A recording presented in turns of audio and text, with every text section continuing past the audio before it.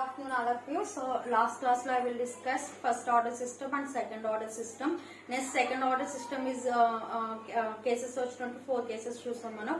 Undampered system, over damper system, critically dampered system and under damper system చూసాం. So now second order system వచ్చినప్పటికి response of undampered second order system for unit step input. So మనకి signals వచ్చినప్పటికి step, ramp, parabolic signal and impulse signals చూసాం. So now we will find out the second order system using unit step input చేసుకుని మనం చేద్దాం. So మన given function వచ్చినప్పటికి second order system కాబట్టి C of X by R of x. So transfer function వచ్చినప్పటికి Laplace output by Laplace input. So C of X by R of X equal to omega N square by X square plus 2 zeta omega n s plus omega N square తీసుకున్నాం. So second order system కాబట్టి ఇక్కడ order అనేది second order తీసుకున్నాం. అదే first order తీసుకుంటే 1 by 1 plus TR 1 by x plus a కింద తీసుకుంటాం.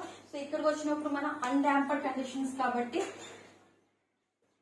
ఇక్కడ మన డాంపింగ్ రేషియో వచ్చినప్పటికి జీటా కాబట్టి అన్డాంపర్డ్ కండిషన్స్ లో step include zeta equal to 0.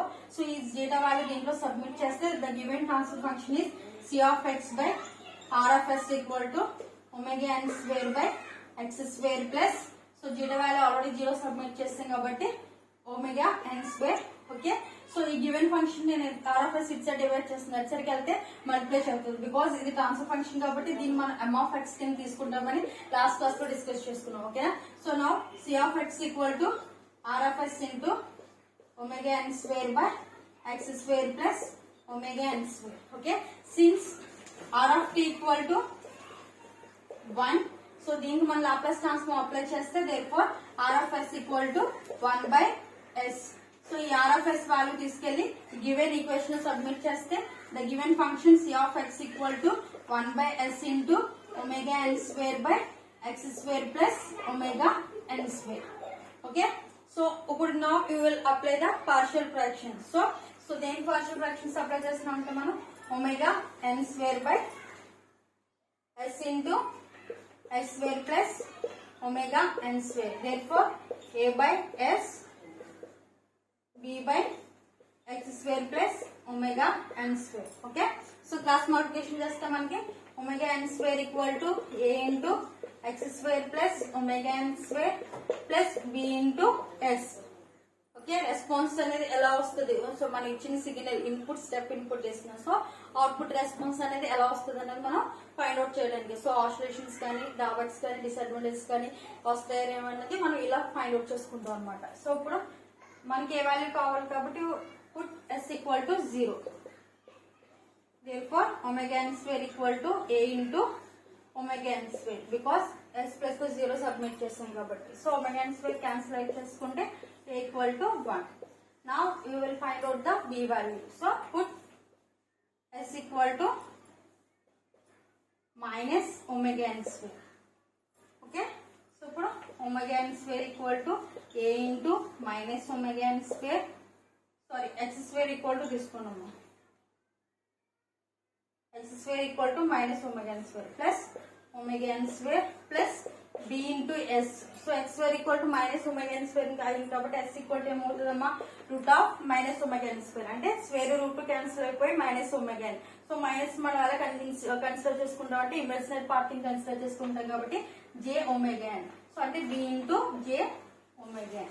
Okay, so minus omega n square plus omega n square cancel 0 into anything 0. therefore omega n square equal to b into j omega n.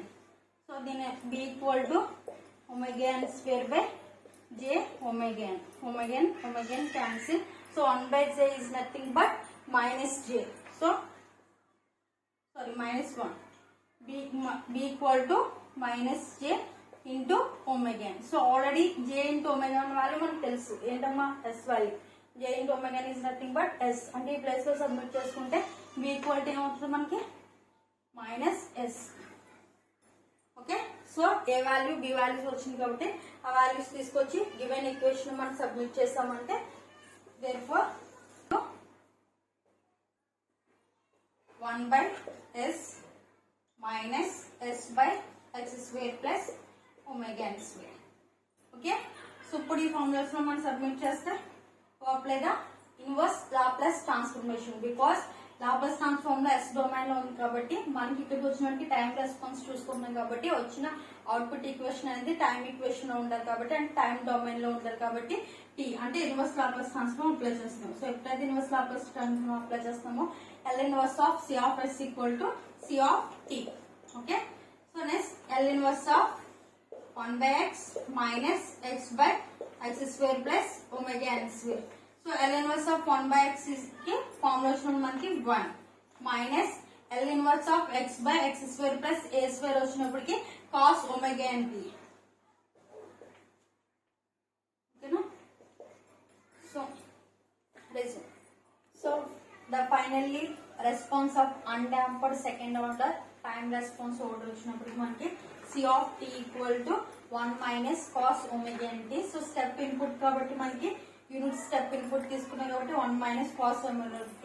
So normal గా step input కి C of t equal to a into 1 minus cos omega n t.